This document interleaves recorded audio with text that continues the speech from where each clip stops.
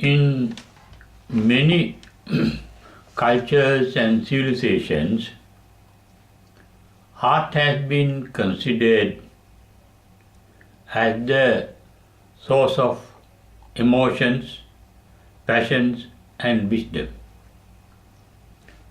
In fact, many ordinary beings to experience the feeling or sensation of love and hatred, as well as many other emotions or emotional states in the area of the heart. Scientists have discovered that our emotional heart communicates with the logical brain by electrical communication, that is bioelectrical communication, through nerve channels and through a cordless electromagnetic communication. Because magnet need no medium for communication. Electricity need a medium, but magnetism does not need a medium for communication.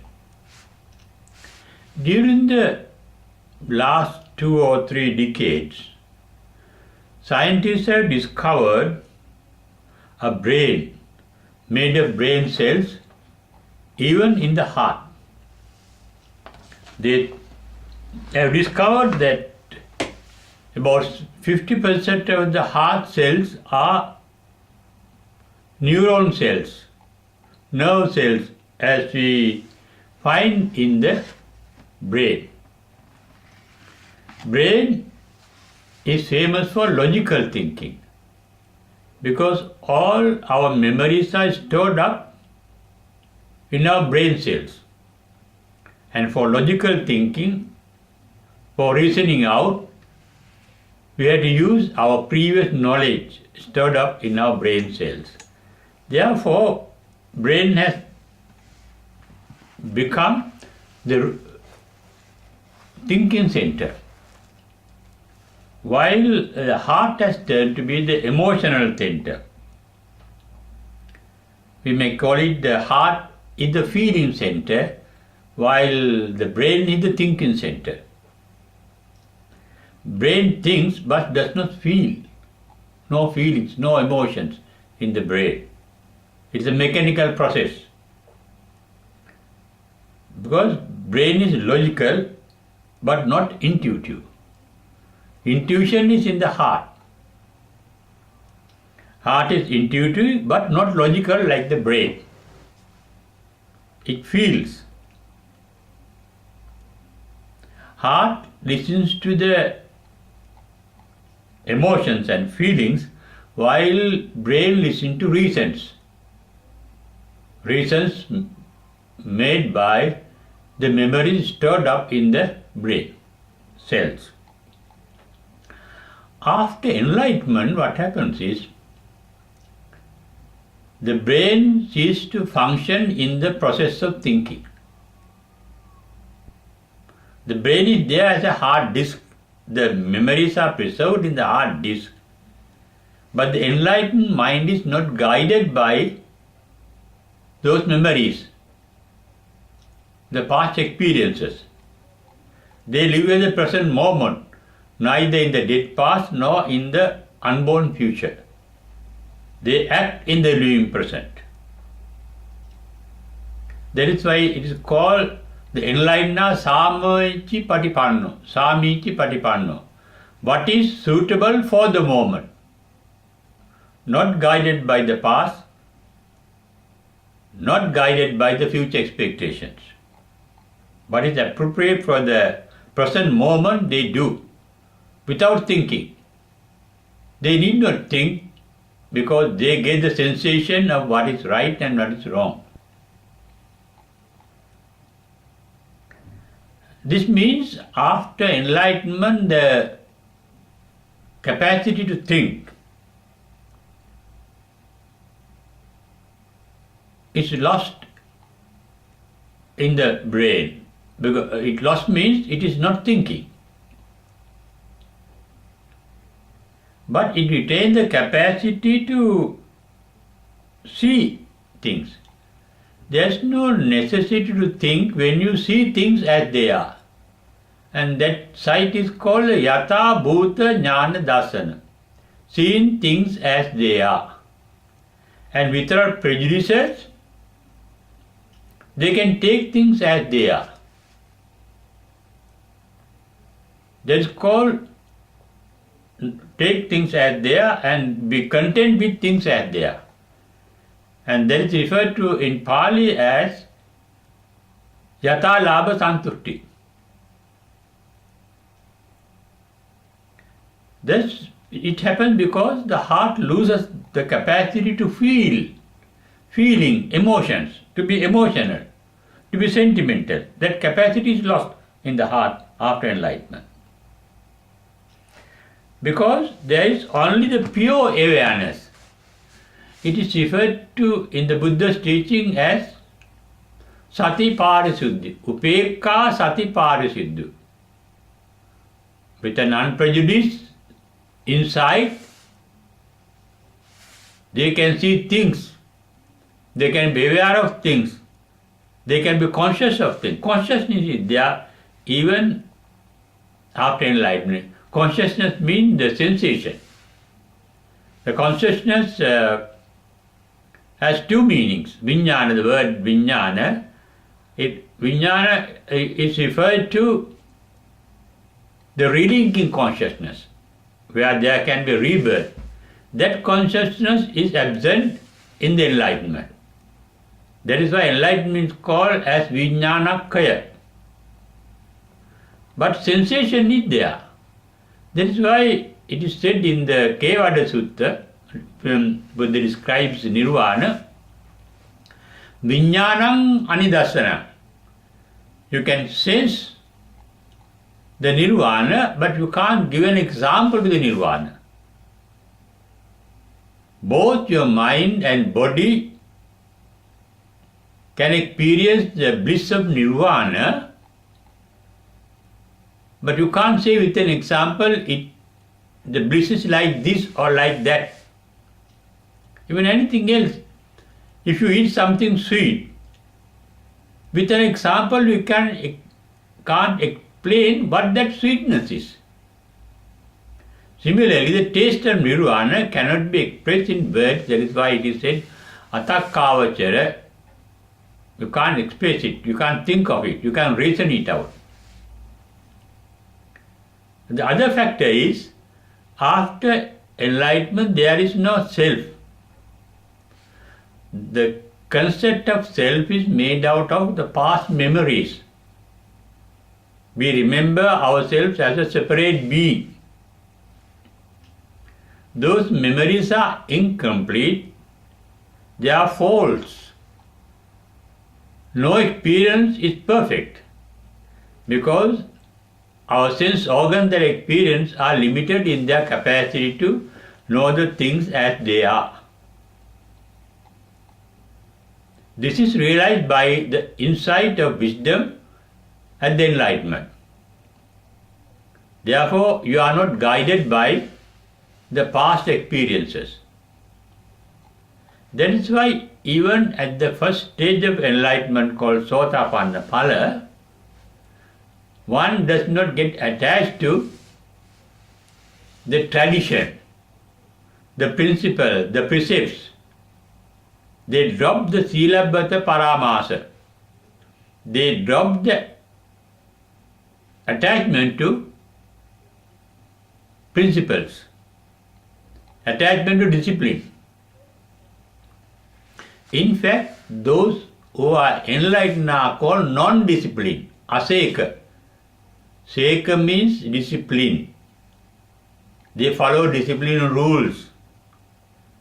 But after enlightenment, no discipline rules are needed because after enlightenment, no fault is done by the mind. Nothing wrong is done by the mind. The mind is pure, actions are pure, feelings are pure, sensation is pure. There is no self in it. Nothing can go wrong, nothing can be immoral after enlightenment. Therefore, no discipline is needed by the enlightened. That means no logical thinking is needed, no memory is needed, no principle is needed. That is why Buddha said in the Alagadupama Sutra, Kullupavang wo bhikkave dhamman desessami nittarnaya no gahanattaya. I teach only as a means of getting enlightened.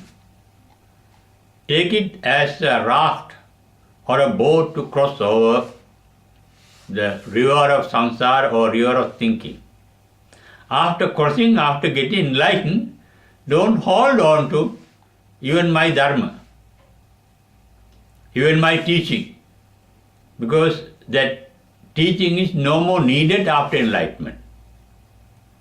Why? You see the dharma everywhere. Boundless dharma everywhere, every moment. It can be seen here and now. Here means sandittika, can be seen here. Can be seen here means ehipasika. Sandittika means can be seen now, here and now. During that period after enlightenment, there is no thinking, because it is replaced by the insight of seeing things, what should be done and what should not be done, not necessary. And that thought that arises are asankarika, visankara gatan chitta. There are no sanskara in the thinking process. Sanskara means punya visankara, apunya visankara, aninja visankara. Wholesome thought process, punya visankara. Unwholesome thought process, apunya visankara. Neutral thought process is called aninja visankara. But that one experience in deep meditation. There is no more thinking process after enlightenment. It is the thinking that Buddha found out to be the source of all evil, mental evils, mental suffering. Sankittena panchupadana khandabhi. In summary, what is suffering? Panchupadana khanda. 5 aggregates. 5 aggregates are the 5 stages of the basic thinking process. Rupa, Vedana, Sanya, Sankara, Vijnana. Rupa is stimulation of a sense organ. We can see something, we can hear something, we can smell something, we can taste something, we can touch something, and we can imagine something through our sense organs. And that leads to thinking. That is Rupa, coming in contact with objects of thinking. That is really what happens is stimulation of sense organs by sense objects. Then it leads to sensation. The heart feels the sensation. Heart feels the sukha, dukkha, adukha. Heart will feel the pleasantness or unpleasantness or the neutral state of the sensation. And after that, what happens is Rupa, Vedana, Sanya. The mind will recognize, the brain will recognize, because memories are recorded in the brain. The brain recognizes the sensation. We hear some sound, then we recognize that sound with our previous experience. We hear something, we see something or someone, we recognize him or her or it by our previous experience recorded in our brain. But after that recognition, cognition, then there is recognition. First, there is stimulation of sense organs, then there is the cognition by the heart, then there is the recognition by the brain. Then crops up in the mind a process of thinking. Why? With every thought there get opened up all the experience related to that particular sensation. That's called Panchadwara Vajjana. When you see the picture of somebody that is known to you, you can remember the particular figure or the form of that particular person, physical form. Then you can hear his sound, his voice. You can smell his bodily fragrance, the bodily state of smell. You can taste the food you have eaten with him or he or she has prepared for you, the taste of it. And also you can remember nice words or unpleasant words spoken by him or her. Those remembrances lead to the process of thinking. And all those remembrances are past related. They are not of the present moment. They are of the dead past. But the dead past you can remember as it is happening now, as it is available now. That is why remembering or seeing somebody who has done harm to you, you get angry. The anger gets crop ups. Anger means the process of thinking to harm that particular person or take revenge on that particular person. That leads to thinking process. There can be good thinking and bad thinking. Good means wholesome thinking and unwholesome thinking. Thinking that creates a force, that creates a power, is called vijnana. So it makes the vijnana fed by that particular vijnana force, magnetic force that makes you to be reborn either in a good rebirth or a bad rebirth, a pleasant or unpleasant rebirth.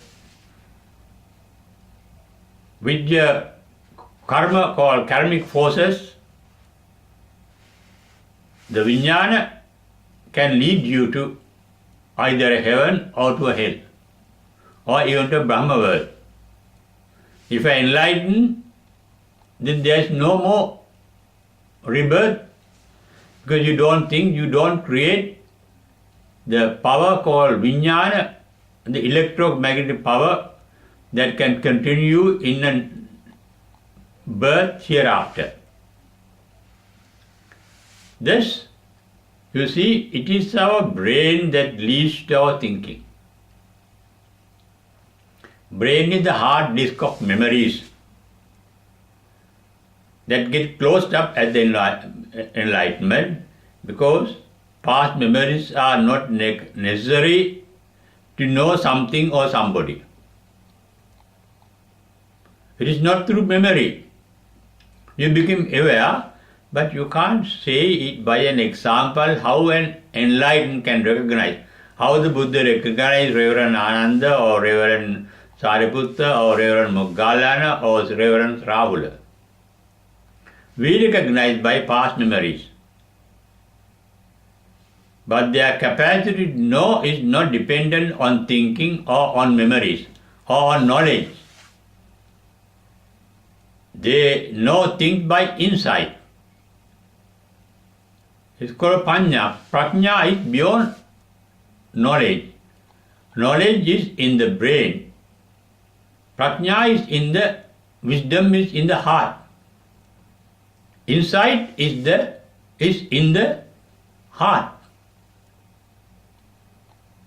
Thinking is in the brain, the sight, logical thinking. No logical thinking after enlightenment. Nirvana is beyond logical thinking, that is why it is said Nirvana is atakavachara. It can be grasped by thinking. And you can't give an example for you to think of Nirvana. You can feel Nirvana, you can sense Nirvana, Vijnanam Anidassanam, as said in the Kevadda Sutra. We can't say it is a feeling. No emotions are formed in the heart of the enlightened, because their heart gets demagnetized. The heart after enlightenment works only with the bioelectricity. So in the brain, it works with the bioelectricity. If an enlightened one or if a Buddha wants, he can recollect the past memories to say something with regard to the past. Not only the past, and a Buddha can see both the past and the future as if it is here and now. And that is a vision we cannot explain in terms of logical thinking. Logical thinking is needed to lead a successful life, a successful worldly life. Logical thinking is not needed for spiritual life. In the spiritual realm, the thoughts are asankarika, they don't form sankara. They are not based on logic, they are not based on reasoning, they are not based on the past experience, because they see things as they are. That is called yatha bhuta darsana, as I mentioned earlier. And such a mind is non-thinking, and non-thinking is the real bliss. Because in the first paean of joy, Buddha said, suffering means thinking. Sankittena panja upadanakkhandhavi dukkha.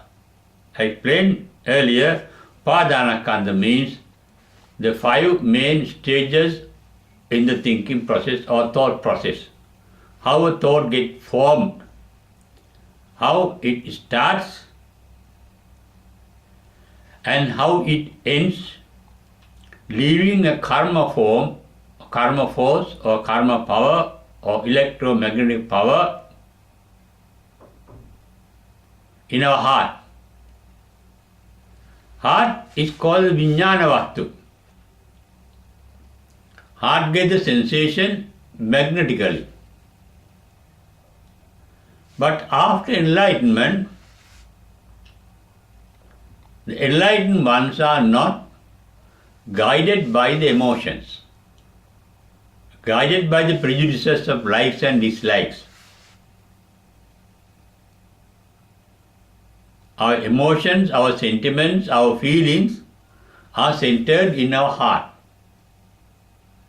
They get awakened with our thinking process. When we are thinking with the help of our memory about our enemy or lover, our heart starts producing the relevant emotions of love or hatred. Heart is the emotional center, and the brain is the thinking center. After enlightenment, both the normal, ordinary, worldly function or functioning of the heart and brain ceases. No emotions in the heart. This is well explained by the Buddha in the Alagadupama Sutra. He said after enlightenment, when somebody speaks good of him, praises him, he does not get emotionally uplifted, not overjoyed by the praise or the good spoken. Even when somebody speaks ill of him or insult him, he doesn't get worried. It is the same thing that is said in the Mahamangala Sutra. Puttasya loka dhammehi chittang yasana kampati. No emotions or sentiments get cropped up when the enlightened one is in touch with the worldly vicissitudes, worldly changes, worldly objects, animate or inanimate. In that case, Buddha had the same attitude towards his own son, Reverend Savula, as well as to his greatest enemy, Devadatta. There is no difference in his attitude to Devadatta or Rahula. Same attitude. Such a mind can take, because such a mind is not influenced by the feelings of the heart, nor by the memories of the brain. That is the wonderful nature of an enlightened mind. And that is called samanatmata, equality, equal attitude towards all, towards anything. It is in fact free from what we call love, the normal love, the human love, or the animal love, or worldly love. Not attached, no attachment, neither attachment nor resentment. It's a neutral state of mind, not carried out by emotions of the heart or the memories of the past.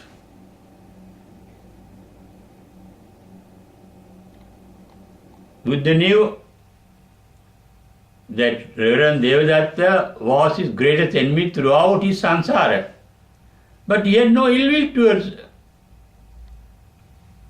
Reverend Devadatta. He was not worried about his going to hell, because he knew that is what should happen according to the condition of the mental condition of Reverend Devadatta. In the Sariputta Teragatha, there is a very important statement made by Reverend Sariputta to understand this particular nature of an enlightened mind. Nabi nandami jivitang, nabi nandami marana. I am not overjoyed. There is no delight in me thinking of life. I am not delighted by life, nor am I delighted by death. Both life and death are equal, same to the enlightened mind. That is, the enlightened mind can take things as they are without the domination of the brain and domination of the heart. Our attachment and resentment, our love and hatred are dominated by the memories in our brain cells, as well as the natural hidden tendencies of our heart. Heart does not think but feels, but the brain thinks and come to the logical conclusion. This is my enemy, he can harm me. This is my lover, he can be of benefit to me, helpful to me, no difference. That's why the enlightened are said to be Vitaragi, Vitadosi, Vitamohi. They are aware of all beings and things that they come in touch with, but they have no attachment, nor have they any resentment to anything or any being. Vitaragi means non-attachment. Vitadosi means non-resentment.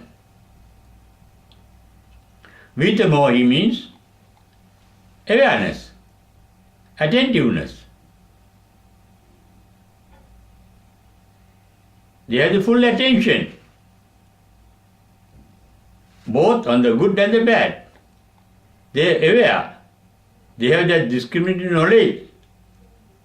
This person is going to hell, this person is going to heaven. They are not worried about a person going to hell, nor are they over delighted by seeing somebody going to heaven. Things are equal to them. And this is an ideal state of mind, enlightened mind, that we cannot understand without coming to that particular stage. This we refer to with our knowledge, not with a particular experience. But we can at times experience a mind of equanimity, an impartial mind. We can experience a mind free from attachment, resentment and inattentiveness. That is what happened at the meditation, in the meditation process. You can't meditate with greed and hatred in your mind. The mind must be free from greed and hatred at the very start of meditation. Such a mind is a tranquil mind, a mind that is tranquil due to its being not attached to anything or resentmentful to anything. And meditation means being aware of anything as it is. And this is the practice that will ultimately end in the permanent tranquility of mind, with neither attachment nor resentment, nor inattentiveness. And such a mind is called Vitaragi, Vitadosi, Vitamohi. We can experience such a mind in our day-to-day living. If you are fully aware, they are called sati. If you practice awareness, gradually we will be able to accelerate our process of attaining the nirvana, where there is no attachment, no resentment, no inattentiveness. Being attentive means being full of love, altruistic love, not love that is called possessiveness or attachment or expecting something in return, the goodwill. Therefore, what we call real love, the pure love, altruistic love, is not self-centered. It is benevolence. While practicing benevolence, we are reaching step by step the enlightened state of an enlightened mind. But different people have the different level of their capacities for enlightenment. We need not be worried that we are not getting enlightened soon or in this life. We don't know when we are going to be get enlightened. If you are not attached even to enlightenment, even the very attachment to enlightenment is itself an impediment to enlightenment. But in our day-to-day life, we need both attachment, resentment, and inattentiveness or ignorance, ignoring things. Certain things we have to ignore. But the enlightened ignores nothing. But they are not attached to anything, nor are they resenting anything. That is state of tranquility, a blissful mind, blissful state, in which the brain is not functioning in the process of thinking. The heart is not functioning, providing emotions. The heart gets demagnetized, therefore there are no emotions in the enlightened after enlightenment. The memories are there in the brain, but there is no need for the enlightened to use the memories stored up in the brain. Because they see that it's a state of mind that we cannot explain until we are enlightened, but the teachings, the preaching says the enlightened mind is experiencing a yatalabha santutti and yatabhuta jnana dasana. They can see things as they are and they can take things as they are. But in our lay life, in our worldly life, we can practice it and our capacity can be enriched to take things as they are and to see things as they are. Then we will have a tranquil mind, as if we are enlightened. Though we may not be enlightened, we may be able to live like the enlightenment. Live means use our heart, our brain, our words, our deeds, our thinking in the line of the enlightened. It is only then we will experience the bliss of life. The life is blissful only when we are not controlled by our heart and by our brain. Then it's called the vimukti. Not even by the intuition, panya vimukti. Not even by the wisdom, panya vimukti. Not even by thinking, cheto vimukti. The enlightened are free from both knowledge and wisdom. Knowledge leads to thinking, cheto, intention. Cheto means intentional. Their thinking are not intentional because nobody to intend something. There is no self in the enlightened. Things happen naturally. Therefore, enlightened are part and parcel of the nature, so that they did not need both the heart and the brain for thinking. The brain is needed for the body to function, because entire body is controlled, our heartbeat, or blood circulation, or digestion, or breathing, they are controlled by the brain. For natural survival, the brain must be there. So is the heart. It pumps blood to the brain, to the whole body. It plants oxygen. We need breathing. The natural activities are there, but we are dealing with the mental activity, thinking and feeling. Enlightened are free from thinking and free from feeling. Feeling which they feel neither the pain nor the pleasure. Adukkama asukha. That is state of mind they have.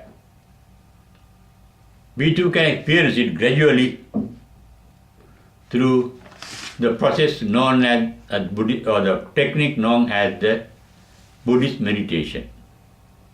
By being observant of our own mental process. That is called observing our own mental process means vipassana bhavana, insight meditation. In that there is no need for somebody to guide you your own inner wisdom can guide you in that particular process, and it can one day enlighten you when your wisdom and insight are perfectly matured.